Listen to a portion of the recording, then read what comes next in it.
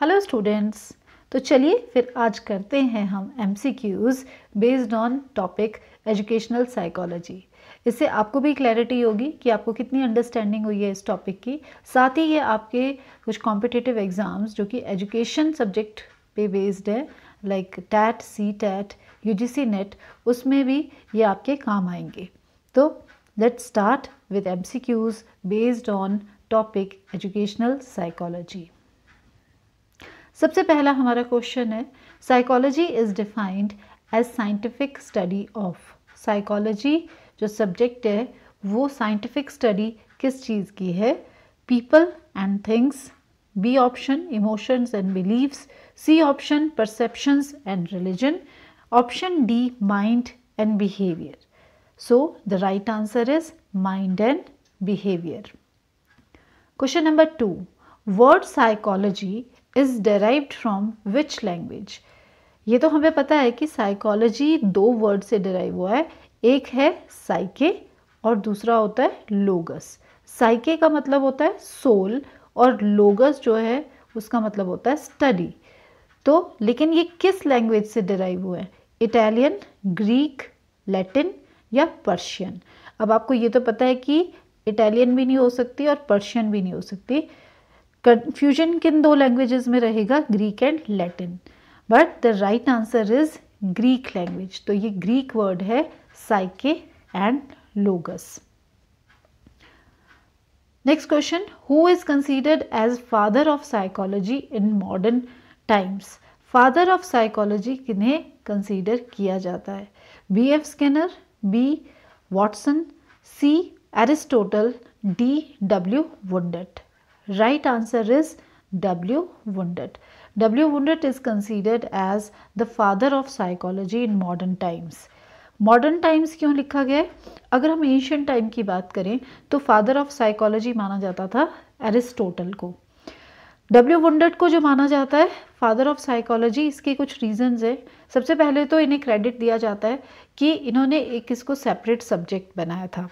Earlier time में ये psychology जो है it was branch of philosophy, और फिलॉसफी से इसको अलग बनाने का, एक अलग सब्जेक्ट देने का क्रेडिट दिया जाता है W Wundt को। सेकेंड इम्पॉर्टेंट चीज़ क्या है कि जो वर्ल्ड की सबसे पहली जो लेबॉर्ट्री थी, साइकोलॉजी लेबॉर्ट्री, वो भी एस्टेब्लिश की थी W Wundt ने। That is why he is considered as father of psychology in modern times. लेकिन एंशियंट टाइम की अगर बात की जाए तो वो एरिस्टोटल को क्रेडिट दिया जाता है। Question number 4, first laboratory of psychology in the world was established. अभी अभी हमने बात की कि फर्स्ट लेबॉर्ट्री जो साइकोलॉजी पे थी वो बनाई थी, एस्टेब्लिश की थी W Wundt ने, लेकिन कहाँ एस्टेब्लिश की थी? Is it US, London, Germany और Italy? Right answer is Germany. Germany के लेप्जिग जो जगह है वहाँ पे की गई थी। कब की थी ये भी क्वेश्चन आ सकता है कहीं। It was established in 1879। Who wrote book De Anima. De Anima book किसने लिखी थी? William James, Aristotle, W Wundt और कोहलर। इसका राइट आंसर क्या होगा? पहले तो ये कर लेते हैं कि डी एनिमा कौन सी बुक थी। डी एनिमा साइकोलॉजी पर लिखी गई फर्स्ट बुक है, जो वर्ल्ड में सबसे पहली बुक लिखी गई साइकोलॉजी पे, that was De Anima and it was written by Aristotle.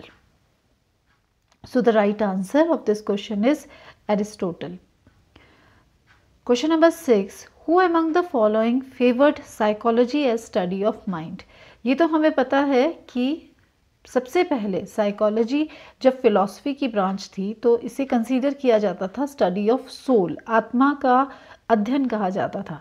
लेकिन टाइम के साथ साथ चेंजेस आए और फिर इसे कहा गया था study of mind.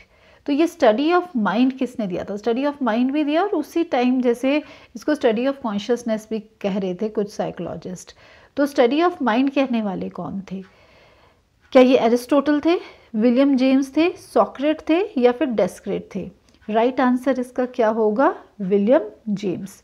William James जो कि फाउंडर थे फंक्शनलिज्म के। फंक्शनलिज्म एक स्कूल है साइकोलॉजी का, वो एस्टेब्लिश किया था विलियम जेम्स ने, जिन्होंने एम्फेसिस किया था कि अगर माइंड की स्टडी करेंगे तो हम उसे माइंड के फंक्शंस की स्टडी करनी चाहिए।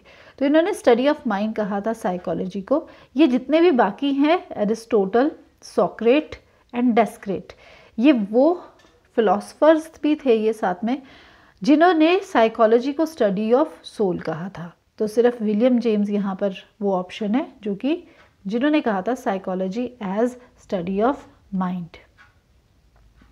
Next question, first psychologist who considered psychology as science of behaviour. Science of behaviour किसने कहा था सबसे पहले, क्योंकि बिहेवियर्स तो बहुत सारे थे, लेकिन सबसे पहले किसे क्रेडिट जाता है इसको साइंस ऑफ कॉन्शियसनेस के बाद साइंस ऑफ बिहेवियर मानने का? James Watson, William James, B.F. Skinner और कर्ट कोफका। राइट आंसर इसका क्या होगा? James Watson.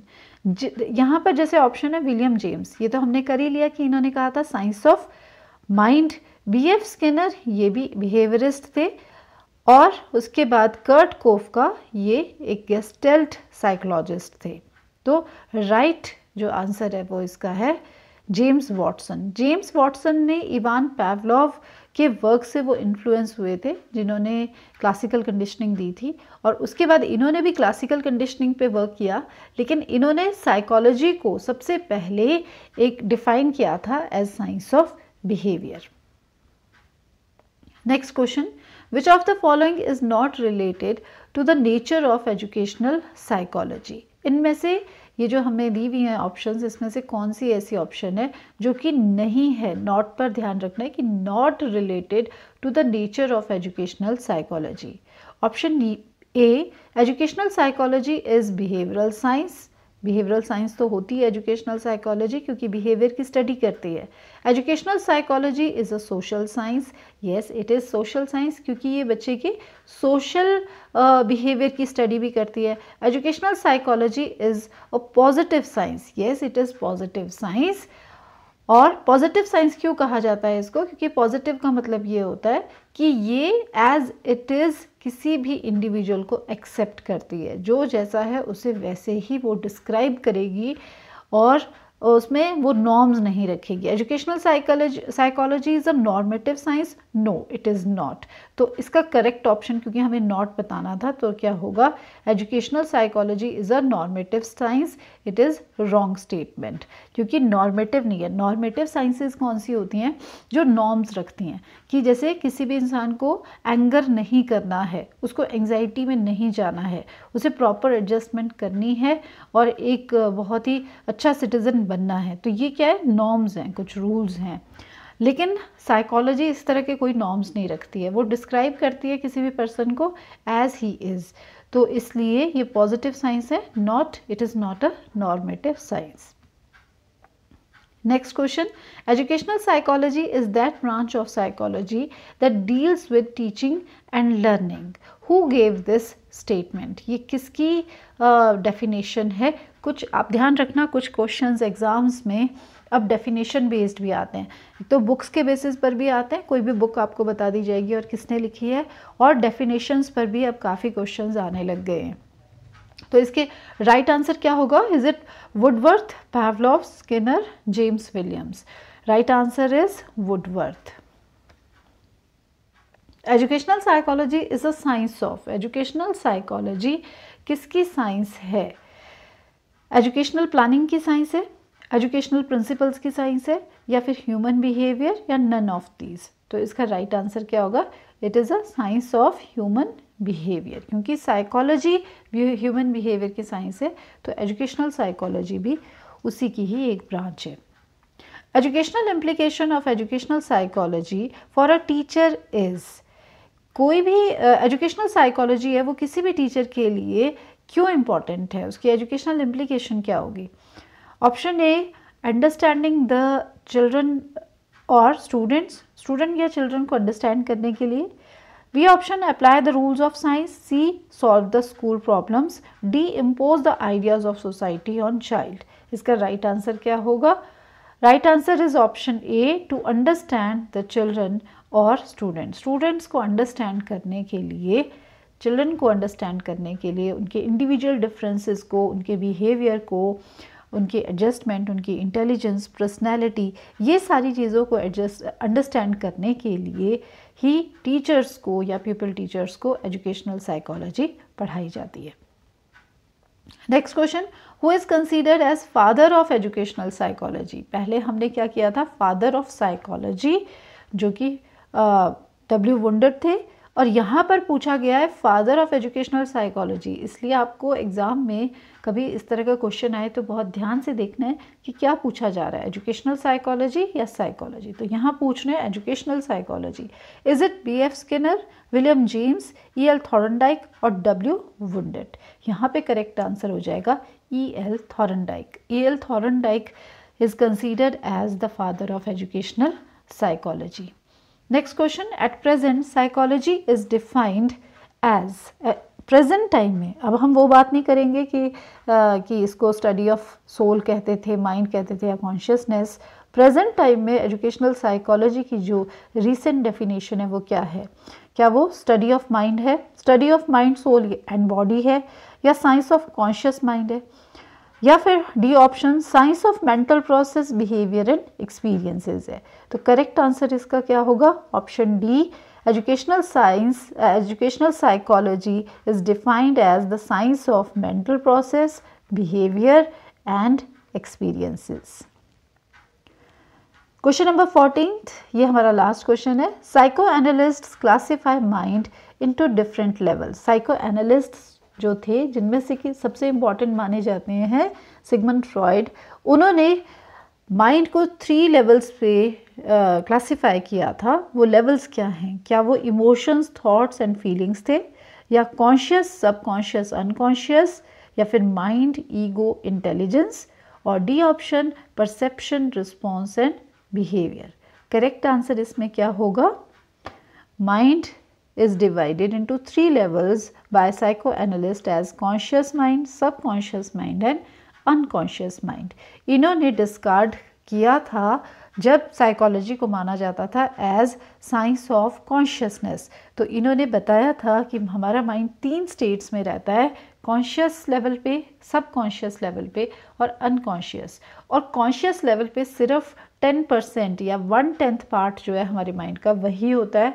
अदरवाइज़ हमारा माइंड ज़्यादातर सबकॉन्शियस, और उसमें भी मोस्ट ऑफ द टाइम वो किस में है? अनकॉन्शियस स्टेट में रहता है, या हमारे बिहेवियर जो है वो हमारे अनकॉन्शियस माइंड से ज़्यादा डोमिनेटेड रहते हैं या गवर्न होते हैं।